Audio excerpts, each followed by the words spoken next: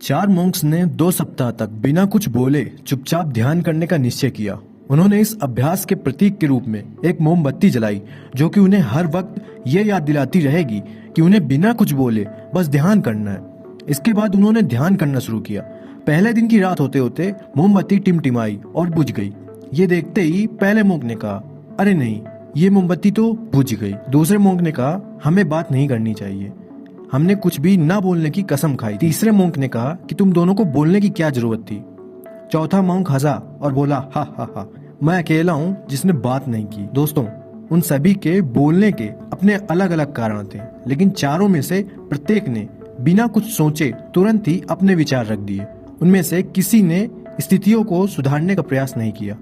उसी आश्रम में उन चारों के अलावा एक बूढ़ा मोंक भी था। वह बिना कुछ बोले चुपचाप ध्यान करता रहा। इस तरह से उस बुद्धिमान मोंक ने बिना कुछ एक शब्द बोले उन चारों को उनकी गलती का एहसास करा दिया, जो कि वह चारों बोल कर भी नहीं कर पाए। बिना सोचे समझे और जरूरत से अधिक बोलने पर खुद ही लोगों के सामने शर्मिंदा होना पड़ता है।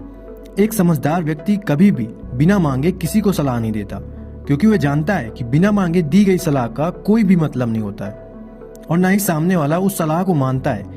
लेकिन आजकल लोगों ने अपनी प्रॉब्लम्स बताई नहीं कि हम उन्हें सॉल्यूशन देना शुरू कर देते हैं। जबकि 99% केसेस में जब लोग हमसे कोई प्रॉब्लम शेयर कर रहे होते हैं तो हमसे कोई भी सॉल्यूशन सुनना नहीं चाहते हैं, बल्कि वो तो सिर्फ ये एक्सपेक्ट कर रहे होते हैं कि हम उनकी बातों को ध्यान से सुन लें और इससे उन्हें कुछ समय के लिए हल्का महसूस हो, क्योंकि हम उन्हें जो भी सलाह देंगे वो उन्हें भी पता होगी, क्योंकि हर इंसान को पता है कि क्या सही है और क्या गलत है। इसलिए जब अगली बार हमसे कोई प्रॉब्लम शेयर करे तो हम उसकी बातों को ध्यान से सुने, उसे सलाह देना ना शुरू कर दें जब तक वह हमसे मांगे ना, क्योंकि सामने वाला इंसान बस हमसे इतना ही चाहता है कि हम उसकी बातों को ध्यान से सुने और समझें।